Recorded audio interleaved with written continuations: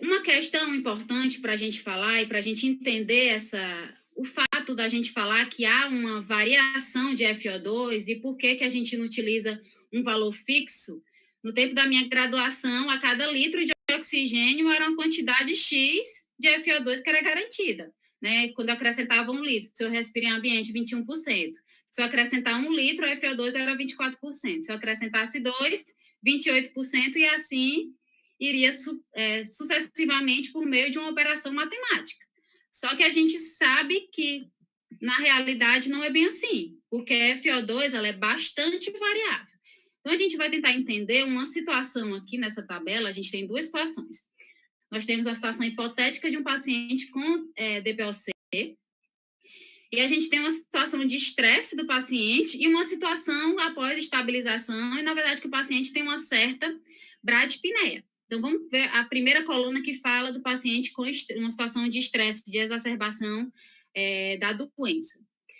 Estamos simulando uma situação, né? O paciente está com volume minuto de 30 litros por minuto, que foi, hipoteticamente, a gente colocou uma frequência de 40 respirações por minuto, e a cada respiração era ingerido, né, um volume de ar, que é um volume corrente, de 750 ml por respiração. A multiplicação disso é o nosso volume minuto. E aqui a gente tem um volume minuto de 30 litros por minuto. Então, numa situação de demanda aumentada. E aí eu coloco um catéter de oxigênio para o meu paciente a 2 litros. Como que eu realizo o cálculo da FO2? Aquele 2 litros de oxigênio que está sendo ofertado para esse paciente, ele vem para o doente a 100%, porque é um oxigênio que é puro, né? Então, eu vou multiplicar esse 2 litros por minuto com 100% de FO2, que equivale a 1, né?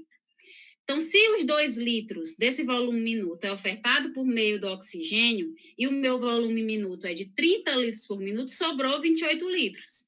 Então, esse 28 litros, ele vem para o paciente na forma de 21%, que é o do ambiente.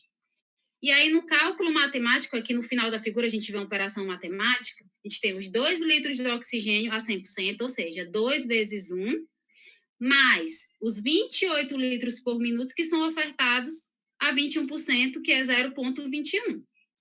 Então, a gente vai fazer essa multiplicação e vai somar e dividir pelo volume minuto total, que é 30, como foi definido lá em cima, quando a gente calculou o volume minuto do doente. Então, nesse final, a gente tem um FO2 final de 26% para esse paciente que está numa condição de estresse. Olhando para a coluna ao lado, nós temos uma condição de estabilização maior do paciente, mas, na verdade, uma bradipneia, né? O paciente agora ele está numa situação hipotética de 5 litros por minuto. E aí a gente tem uma respiração de 10, uma frequência respiratória de 10 e um volume corrente de 500, né? Então, a cada respiração, ele coloca 500 ml de ar. Na mesma condição, a gente vai ter um paciente com catéter de 2 litros por minuto. E aí a gente vai e faz o cálculo novamente.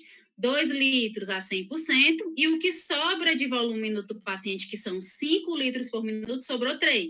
Esses 3 litros, eles estão sendo ofertados a 21%.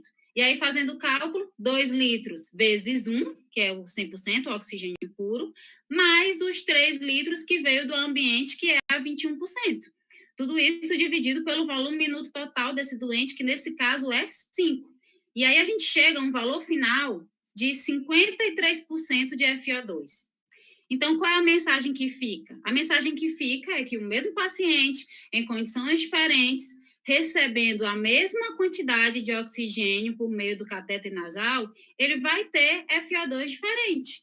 E isso é uma coisa que tem que ficar bem claro na nossa cabeça, é que a FO2, ela depende do fluxo de oxigênio, logicamente. Quanto de oxigênio eu ofereço vai influenciar na FO2 do meu paciente, mas ela também é influenciada pelo padrão respiratório do paciente, ou seja, pelo seu volume minuto, que é o produto do volume corrente versus a frequência respiratória, tá?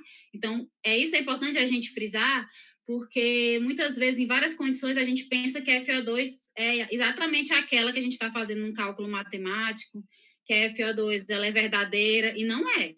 A FO2 ela é muito variável, e principalmente nesses tipos de dispositivos que são dispositivos de baixo fluxo. A variação dela é ainda maior, como a gente pode perceber por meio dessa situação hipotética desse paciente, certo?